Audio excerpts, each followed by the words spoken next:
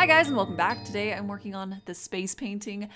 I started the sketch last week, I finished it, and I couldn't wait to start it, but because of scheduling things, I had to wait until this week to paint it, and I found that actually made me way more excited about working on this one. I do find that when I have multiple pieces in the works, I feel way more excited about working from one to the next, and it keeps that motivation really high. So I would really like to make sure that I keep that going throughout this year so that I can get the most out of my artwork. But anyways, I want to talk about this piece and the things that went into it, since there were a lot of different techniques that I tested out with this one.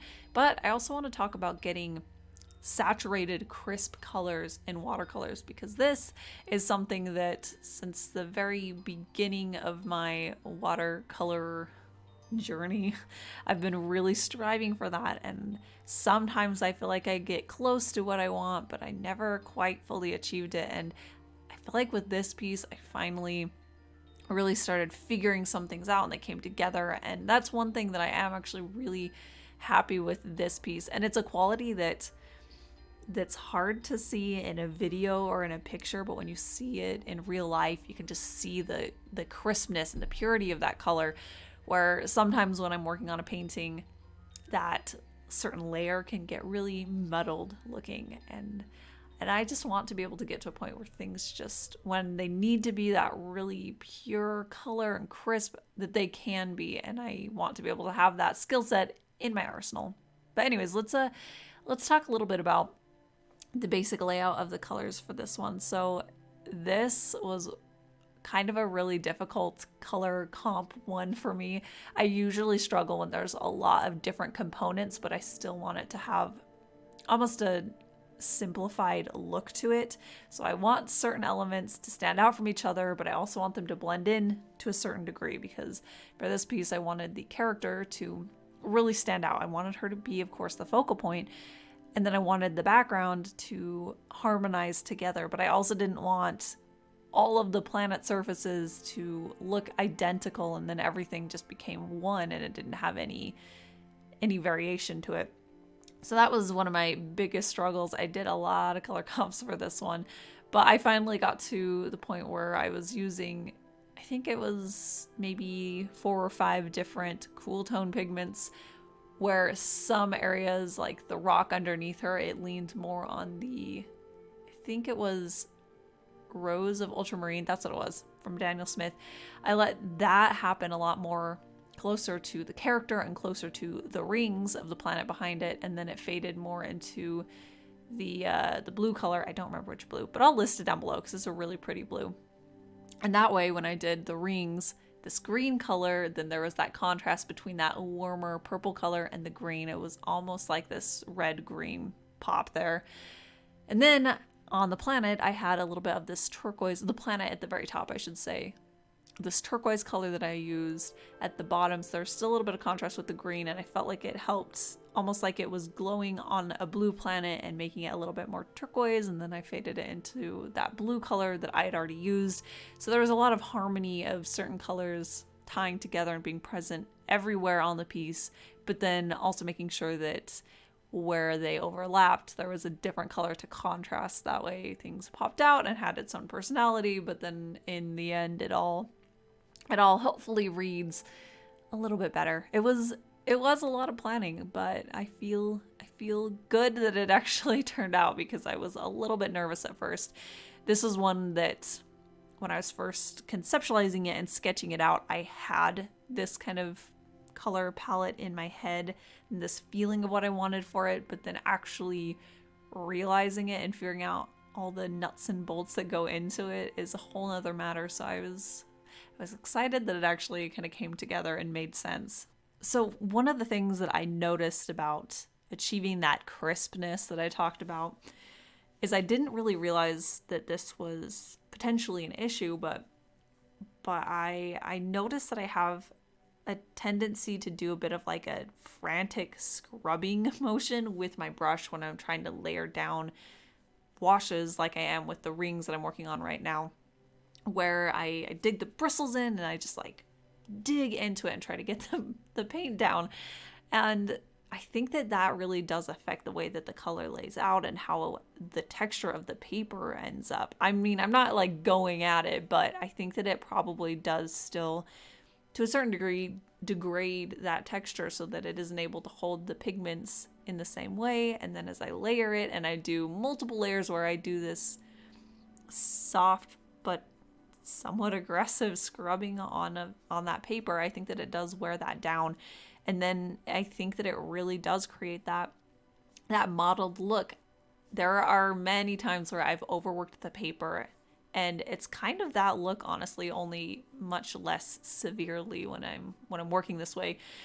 And for this piece, I tried to be much more deliberate with my brush so that it was a consistent pressure that I had as I was laying down the water, but it just seemed to work way better. It felt way more natural. The colors seemed to settle in a more not harmonious, homogeneous, layer to it, so that in the end, not including the areas that I specifically dropped in different colors so that there would be color variation, but in the end, I found that it did seem to have much more of a uniform look to it, to the colors.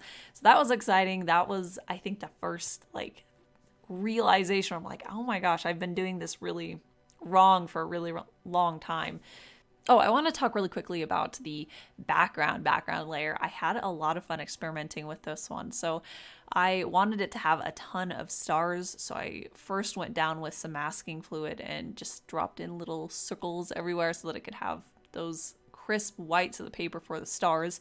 I think I probably went a little bit overboard with those, but in the end, I think I ended up fixing what felt like an overwhelming amount of stars. But anyway, so I put that down, and then I did the first layer. I actually built up, I think it was 2 or 3 for that first layer, just to get that dark, rich blue color. And then I had these like swirling designs in the background that I had already drawn in, and I really wanted this whole painting to feel very dreamlike and surreal. So that part was really fun to put in because it was a subtle secondary read to it that does create that flow to it. So then I actually just let that same paint that I used for the background dry out just a little bit so that it was just more concentrated, but the same exact color and everything. And that's how I did the line work there. And then after that all dried, I peeled up my masking fluid, and I went in with a white charcoal pencil and created this halo around all of the stars.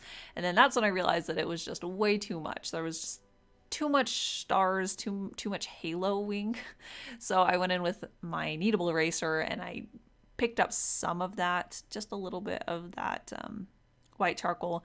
And then I felt like it was still just the white was coming forward way too much and it wasn't settling into the background. It was kind of fighting with the character for dominance in this piece. So I took the plunge and I mixed up another blue. It was the blue that I used in all of the planets, and I did a glaze over all of the background.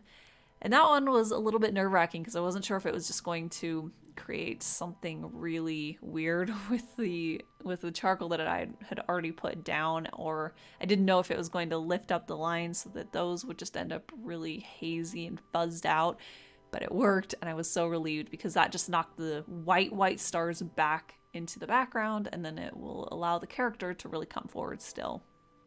Okay, so let's finally talk about saturated, crisp, clean watercolor colors. So I waited till this point because I feel like the point that really shows that well in this piece and that really taught me a lot was the jumpsuit on the character.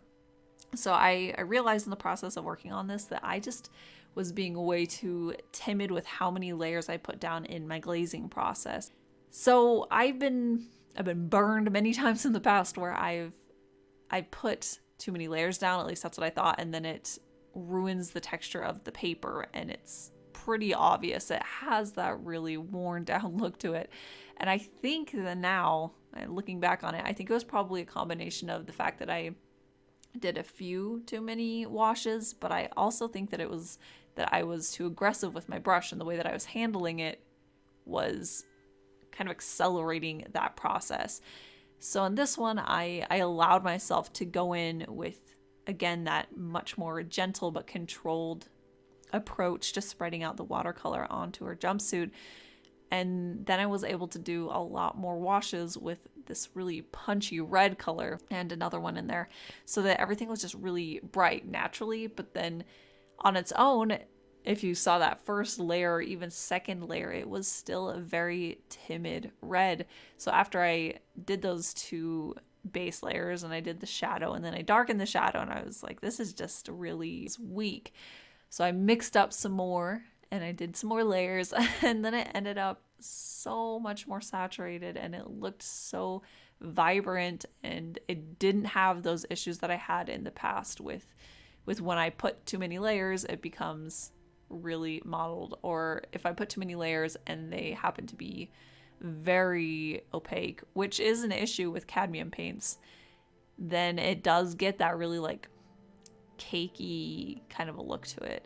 But yeah, I think that I'm starting to figure it out, that the combination of being gentle with the brush and then building up lots of layers to get to that final result of that same color. Also, I should say that is that my approach to this jumpsuit was that I had that red color mixed together, and of course I had different colors in the shadows, but that one unifying color that I was layering on top of itself was always the same color. That way, every time that layer got put down, it was reinforcing those same pigments and it was just building up that color, rather than say if I was putting like a more violet red down and then a warmer red, that would of course create this more desaturated, muddled look. So that was key, I think, going in with the same colors, being gentle with the brush, and building up a lot of layers. And I do have this painting available as a print at my shop in two sizes, this original size and an 8x10 size. I also have the original painting available there as well. And I have a link to my Patreon, which is an amazing way to help support me and this channel and the artwork that I do. I do want to give a huge thank you to all of my incredible patrons over there. If you are a $10 and up patron right now, go check out my Patreon. There is a poll for the theme for this January postcard and package. There we go. That's a lot of P's. Anyways, that is it for today, so I will be back next week with another art video. So thank you guys so much for watching, and I'll see you then.